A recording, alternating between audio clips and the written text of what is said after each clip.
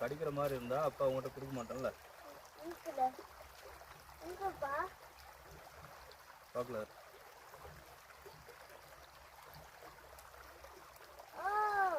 இதோ உன் சைஸுக்கு ஏற்ற மாதிரி குட்டி நண்டு.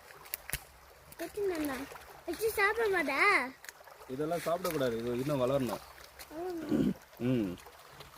மக்களை பாருங்க, இன்னொரு குட்டி நண்டு பிடிச்சிருக்கோம். எவ்வளோ அழகா இருக்கு பாருங்க. கொடுக்கு வந்து இங்கே மறைச்சி வச்சிருக்கு பாருங்க, மடக்கி வச்சிருக்கா. ஆக்சுவலாக குட்டி நண்டு வந்து தண்ணிக்குள்ளே நல்லாவே ஓடும். இதுதான் பிடிக்க முடியாது. பெரிய நண்டுனா கூட பிடிச்சிடலாம் ஈஸியாக. இதை வந்து பிடிக்கிறது கஷ்டம், ஏன்னா ஓடிடும். பாருங்க, கையை கடிக்குது பாருங்க. கடிக்குமா? அது கடிக்கிறதுக்கு ட்ரை பண்ணோம், ஆனால் அதால் கடிக்க முடியாது, சின்னது இல்லை. இது வந்து பாப்பா, குட்டி பாப்பா. இதால் கடிக்க முடியாது நம்மளை. ஆமாம், ஓடுது பாரு. ஓடிச்சு. ஏய் நில்லு நில்லு நில்லு, தண்ணியில் விட்டுறோம் வா. மக்களை கீழே குதிச்சதில் இதோட ஒரு கொடுக்கு வந்து உடஞ்சிருச்சு. ஆமாம், கடிக்குது. பாருங்கள் என்ன வேலை பண்ணுது பாருங்கள். இது வந்து நண்டு கடித்தாலுமே நமக்கு அந்த அளவுக்கு எஃபெக்ட் இருக்காது, வலிக்காது. இது அப்படியே தண்ணியில் விடும்போது அது தன்னால் நம்மளை விட்டு அது ஓடிடும்.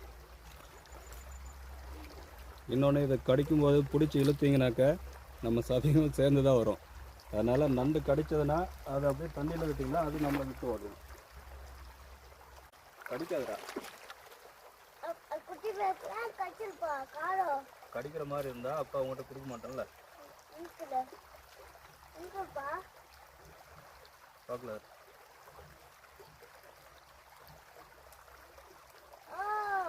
இதோ உன் சைஸுக்கு ஏற்ற மாதிரி குட்டி நண்டு. சாப்பிட மாட்டா. இதெல்லாம் சாப்பிடக்கூடாது, இது இன்னும் வளரணும்.